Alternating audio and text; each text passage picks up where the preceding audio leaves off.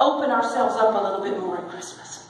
Maybe it's the lights, maybe it's the man that looks like Daddy that's really Santa, I don't know. But we open ourselves up a little bit more, you see, because at the core of all faiths, there's this core idea that there's the creator of all of us and that we are all a part of that one. And that nothing can keep us apart from the creator and the love that is within us except our own mistaken ideas about who we are. Christmas comes every year to remind us of a little baby born in a manger that really represents all of us being born in there. We can look at Christmas and we can say the real message of Christmas is the discovery and the celebration of our own individual divinity. On Christmas morning, we're going to talk more about that. Dave's going to talk to you about that. Ernest Holmes, our founder, said that he read from all people's religions, that he studied all different faiths, spent years studying many, many different faiths, and where they agreed with each other, he created religious science. So religious science, this church that you find yourself sitting in this morning, is the result of somebody who said that there are golden threads of truth that run through all faiths. We use different names, we use different words, we use different rituals, but there are golden threads that run through all faiths. And there are differences, but the golden threads are what make up this philosophy and what I believe makes up Christmas, whether you celebrate it as Christmas or not. But because where he was raised and because of the time that he was raised in, and it was mostly Christian, he began to speak to them in that nomenclature.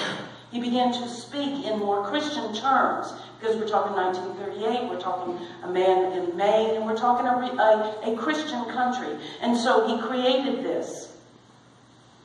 He did call us Christian. He did say that we are a Christian faith. He said, when someone asked him the question, Ernest Holmes, do you think religious science is Christian? And he said, well, we're as Christian as Jesus was. Yeah. Wait for it. Andy gets it. As you know, Andy is our Jewish cousin over here. He spoke in terms that were familiar with their mindset, but there are no limits to the truths that we teach in this philosophy. By the same token, these truths could be spoken in any country, in any nomenclature, in any language. It doesn't matter. We find these sacred truths in all sacred literature, that we are all saying the same thing, and we need to understand that now as a global community. We speak in the terms here that we speak into because we're familiar with them. So Christmas, as we teach it here, is a personal holiday. If we understand that there is something that is happening within each of us, the Christ, which was represented by Jesus, of course, is within all of us. It's within all of us. And the expectations and the activity around this holiday is stimulated anew every year to remind us that there is a divine urging within us. A divine urging that wants us to be born into a new experience. It happens every day of our lives, but at Christmas, it's a reminder. It's right in front of us all the time. And Christmas, in my opinion, is about allowing this to happen. Allowing ourselves to be birthed into something new every moment. It's not about worshiping a man who was or was not born over 2,000 years ago. It's not about the fact that we celebrate his divinity. That has been our limited understanding and our concept of Christmas. Our way of celebrating Christmas is an exclusive Western holiday.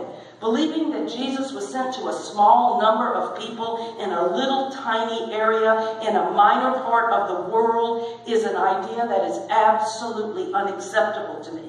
And it becomes more and more unacceptable every year as we become more and more a global community, as we recognize that our world is small and that we are all connected. We cannot accept him as the only Son of God. We cannot accept him as the only Savior. What happens to all the other people in the world that have never heard his name, have known nothing about him? So if we insist on our exclusivity during the Christmas season, then we can't speak to the hundreds of thousands of people who absolutely have no understanding of what we're talking about. We can't speak in universal terms if we say we're going to be exclusive. The underlying principle underneath all these teachings is that we are all brothers and sisters.